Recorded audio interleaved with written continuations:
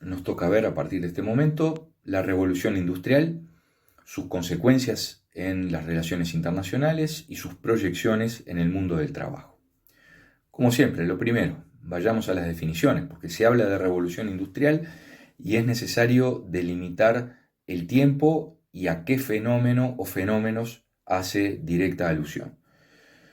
Generalmente se habla de una primera revolución industrial y una segunda revolución industrial. La primera, comprendida entre 1740 y 1750, es decir, en el eje de la mitad del siglo XVIII y que se extendió hasta casi la mitad del siglo XIX. Esa es la primera revolución industrial cuyas características vamos a desarrollar a continuación. No nos olvidemos que también se habla de una segunda revolución industrial que tuvo lugar, los autores difieren, pero en general coinciden en que ocurrió a partir de 1860-1870 y hasta el comienzo de la Primera Guerra Mundial en 1914. Vamos a centrarnos en la primera revolución industrial. ¿A qué hacemos referencia cuando hablamos de esta primera revolución industrial?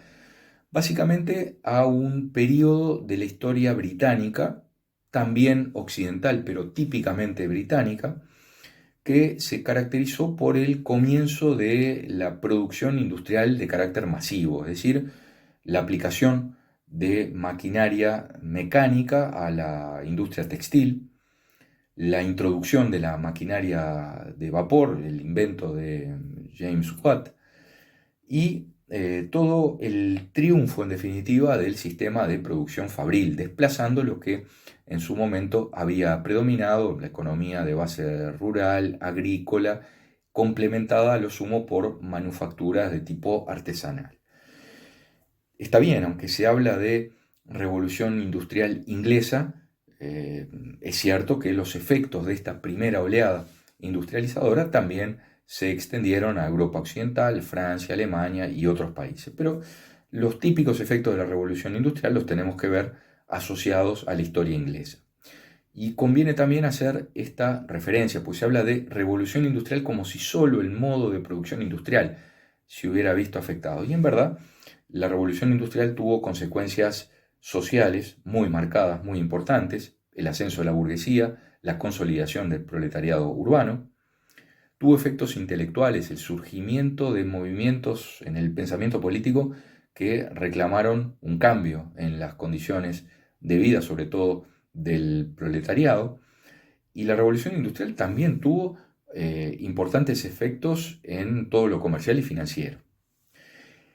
El epicentro geográfico, es decir, el punto de desarrollo y el eje de la revolución industrial, por lo menos de la primera, fue Inglaterra. Es decir, la revolución industrial tuvo un fuerte polo de crecimiento que fue la ciudad de Londres y luego se fueron agregando otras ciudades industriales. Mencionaría Manchester, por ejemplo. Pero el tema pasó fundamentalmente por Londres, que era por entonces una ciudad que tenía alrededor de 200, 300 mil habitantes. A comienzos de 1800, es decir, a comienzos del siglo XIX, Londres llegó a tener más de 1 millón de habitantes, es decir, por primera vez desde la época de Roma en su apogeo, cuando Roma tuvo más de 1 millón de habitantes, ninguna otra ciudad había concentrado una población tan importante como la londinense a comienzos del siglo XIX. Recordemos que Londres fue fundada por los romanos en un lugar estratégico, en el río Támesis, en un punto bajo, donde era posible construir puentes que unieran las dos márgenes, cerca además de la desembocadura, es decir, diríamos hoy con vista al mar, en el sentido de la posibilidad de salir a navegar sin mayor dificultad. Y Londres fue el verdadero polo, como decía, o eje de esa primera revolución industrial. Si tuviéramos que decir cuáles fueron los principales efectos de la revolución industrial, yo los resumiría en 6. En primer lugar, el pasaje definitivo de una economía rural, es decir, una economía basada en la agricultura, en menos medida en la ganadería, fundamentalmente una economía de agricultura, a una economía de carácter industrial y mecanizada. Es decir, el eje de la producción se desplazó. No dejó de existir la agricultura, que por el contrario, se desarrolló durante toda la etapa de la revolución industrial, pero la mayor parte de la producción pasó a ser mecanizada, masiva y de acuerdo a las nuevas técnicas, los nuevos inventos que caracterizaron al periodo.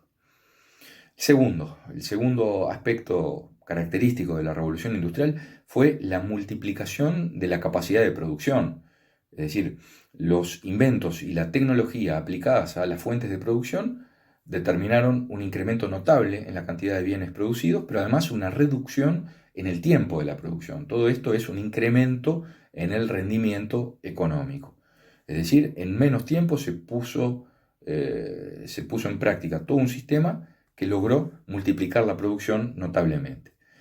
En tercer lugar, desde el punto de vista social, la revolución industrial tuvo un efecto característico, que es doble. Por un lado, el ascenso de la burguesía y su definitiva afirmación, su definitivo liderazgo en cuanto propietario de los medios de producción industriales, y la contracara, la consolidación del proletariado urbano, cuya radicación en la ciudad fue el resultado del éxodo, es decir, de la migración masiva del campo a la ciudad.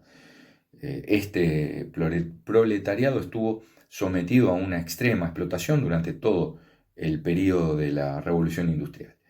En cuarto lugar, es característico el problema de la degradación ambiental, producida por un lado por la extracción masiva de recursos, carbón, hierro y otros minerales, que fueron vorazmente sacados de la tierra, pero al mismo tiempo las fábricas fueron fuertemente contaminantes, es decir, las pinturas, los retratos típicos de época muestran las chimeneas con densas columnas de humo, ese humo de carbón característico de la Inglaterra industrial de aquella época.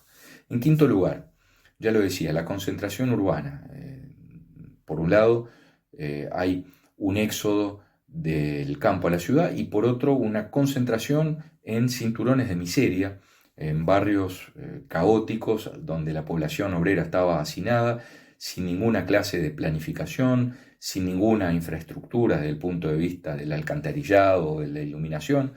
El proletariado estaba sometido a condiciones extremas de explotación económica, pero al mismo tiempo condiciones de salubridad en los barrios que eran caldo de cultivo para toda clase de epidemias, en particular la cólera, es decir, las enfermedades infecciosas que tienen su origen en estas condiciones.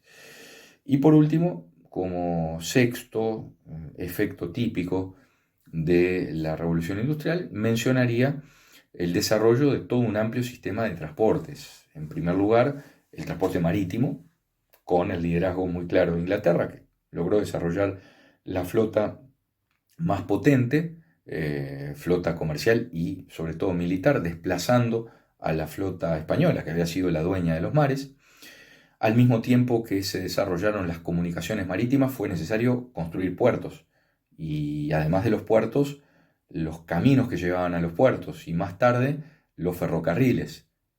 A su vez, para tener ferrocarriles era necesario el desarrollo de toda la tecnología de vapor y, por otro lado, la industria de fundición del hierro para las vías, para los puentes, es decir, para que esos ferrocarriles pudieran transitar aquellas vías. Yo diría que así como la imagen de las columnas de humo que salen de las chimeneas de las fábricas inglesas es característica de la revolución industrial, la otra imagen es la locomotora de vapor y la expansión del ferrocarril en todas las direcciones, uniendo los puntos y generando las primeras condiciones para lo que luego fue la globalización, la primera globalización mundial a partir de la década de 1870.